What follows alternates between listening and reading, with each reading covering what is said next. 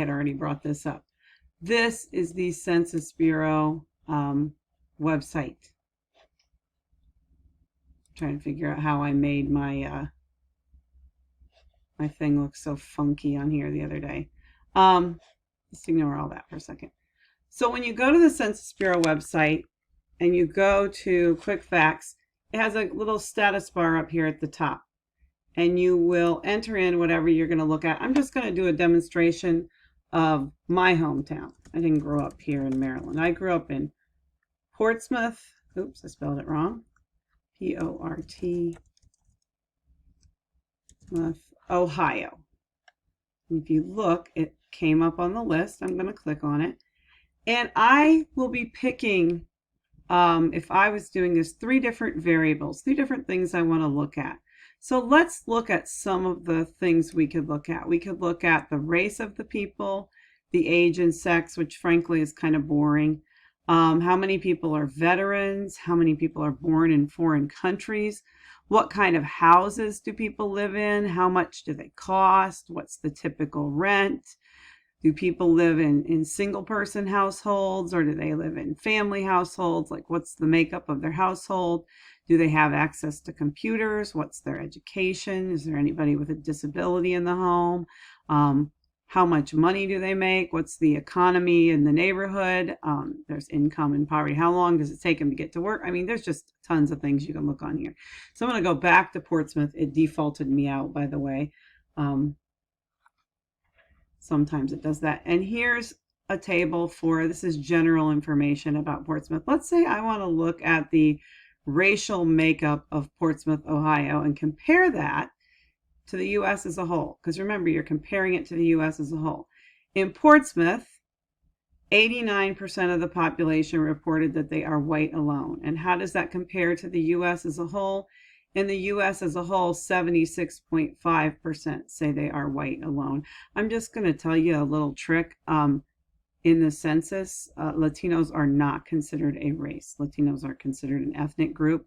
So if you want to look at people who are white and not Latino or Hispanic, you go down to the bottom here. So 89.1% of the people in Portsmouth are non-Hispanic whites.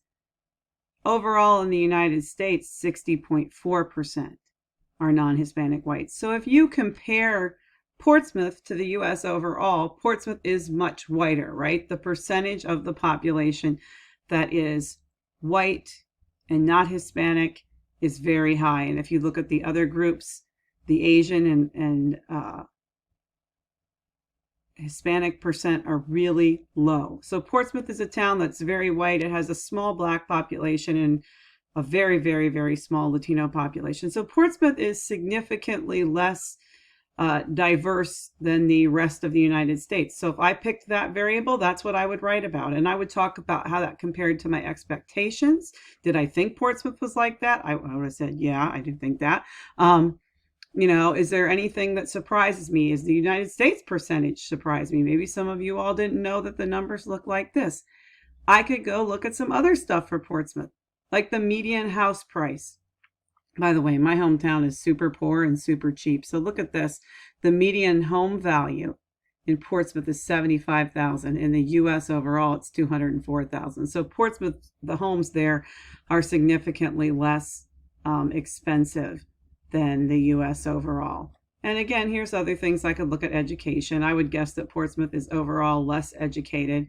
And you can see here that 82% of the population has a bachelor's degree or higher, or I'm sorry, high school or higher. And then for a college degree or higher, a 4-year degree, it's only 14%. So you can see, again, Portsmouth is much less educated.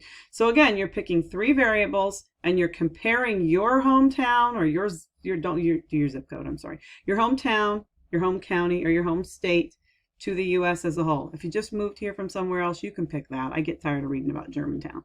So, or Gaithersburg or Clarksburg. I think those are like the 3 I get the most. So pick 3 variables again, and you're going to compare. And they've changed this website up a bit. I think also you can click on some of these and get more detailed tables. I'm not going to do that right now, and I won't expect you to do that, but this website is actually fun to play around on. And you can compare different locations as well. So I hope that helps you. You're going to get here, you're going to type your city in the bar, or your state, or your county in the bar. You can pick a fact. I actually just brought up everything, and then you can look through and compare that, and then you're going to write about it. And then at the end, after you tell me about the 3 variables and how they compare, again, you're just picking 3 things on here. Then at the end, you'll tell me, why you think this data might be useful, maybe how your expectations were different. Make sure you read through the rubric, and it will be very helpful for you. Good luck with this. It's due next week, Sunday.